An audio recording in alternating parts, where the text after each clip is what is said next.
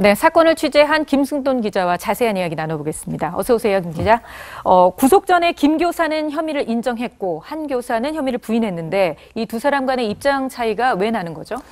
네, 그 구속 직후 두 교사는 그 취재진이 혐의를 인정하는 질문에는 아무런 답변을 하지 않았습니다.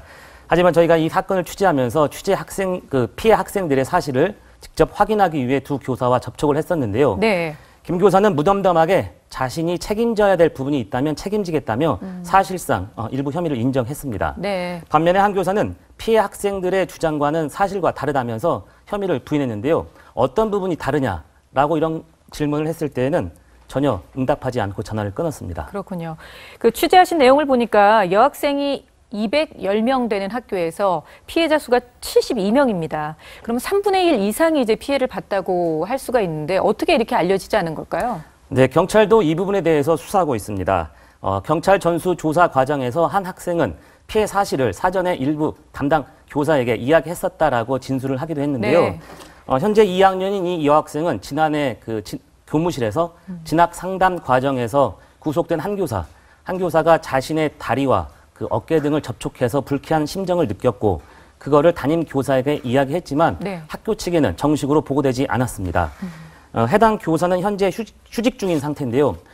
그 해당 교사는 한 교사가 그 동료 교사와 이야기할 때에도 간혹 그 신체 접촉이 있었다라고 이야기하면서 그 학생에게 다음에도 이런 일이 있으면 이야기하라고 타이르면서 그냥 넘어간 것으로 전해졌습니다.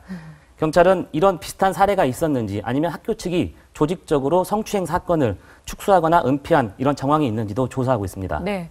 교육부가 1년에 2차례 그 전수조사를 한다면서요. 저도 이거를 잘 몰랐던 내용인데 이 전수조사에 대해서 잠깐만 좀 짧게 설명을 좀 해주시겠어요? 그 교육부에서 하는 거죠. 교육부의 전수조사는 1년에 1학기, 2학기 2차례 이루어지고요. 초등학교 4학년부터 고등학교 3학년까지 전수조사가 실시됩니다. 이 조사 방식은 직접 수기로 쓰는 게 아니라 인터넷 온라인 접속을 해서 무기명으로 접속해서 체크하는 방식입니다. 아, 그렇군요. 그럼 이 학교도 이 전수조사를 분명히 받았는데 그럼에도 불구하고 피해가 한 건도 조사가 되지 않았다는 거예요. 문제는 바로 그거죠. 네, 그렇습니다. 제가 보기에는 조사 방식이 아이들의 눈높이에 맞춰져 있지 않기 때문입니다. 교육부의 그 전수조사 첫 번째 질문이 학교 폭력의 피해를 당한 적이 있느냐라는 게 첫 번째 질문인데요. 이 첫 번째 질문에 체크를 해야만 세부 항목 중에 강제추행과 성폭행이라는 항목이 있습니다. 다시 말해서 예초부터 성추행 관련 항목이 따로 있는 건 아닌데요. 또 강제추행과 성폭행이라는 단어에 대해서 그 학생들과 저희가 어른이 느끼는 것과 학생들이 느끼는 거에는 분명히 차이가 있었습니다.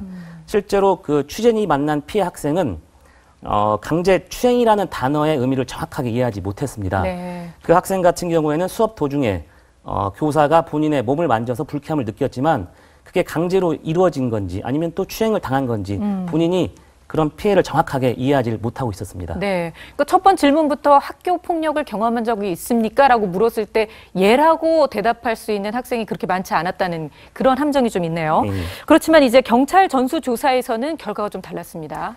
네, 경찰 전수조사는 경찰이 직접 하는 게 아니라 아동 전문 기관에 의뢰해서 합동으로 이루어집니다. 앞서 이야기한 것처럼 그 아이들의 아이들의 그런 함축적인 단어로 교육부 전수조사가 이루어지는 거하고는 달리 이 전수조사는 좀 더 쉽게 이해할 수 있게 돼 있는데요. 예를 들어서 그 강제추행이나 성폭행 경험이 있는가 이런 질문이 아니라 누군가가 내 몸을 만진 적이 있는가, 누군가가 내 몸을 접촉한 적이 있는가, 그로 인해서 불쾌함을 느낀 적이 있는가, 수치심을 느낀 적이 있는가, 이처럼 아이들이 좀 쉽게 이해할 수 있도록 질문 내용들이 구성되어 있었습니다. 또 그 수사를 담당했던 이 경찰관의 이야기는 어른과 아이가 느끼는 어떤 성추행의 어떤 수치심의 이 차이는 큰 차이가 있었다라고 이야기를 하고 있거든요. 또 한 가지 지적을 하자면 앞서 그 교육부의 전수조사에서 다른 학교 학생들은 6주간의 기간 동안 그 인터넷 접속해서 집에서도 편하게 할 수 있었던 반면 이 학교의 경우에는 전체 학생이 기숙사 생활을 하고 있는데 단체로 그 전산실에 가서 주어진 짧은 시간에 전수조사를 하고 나오는 이 부분에 대해서도 학생들은 불만을 터뜨렸습니다.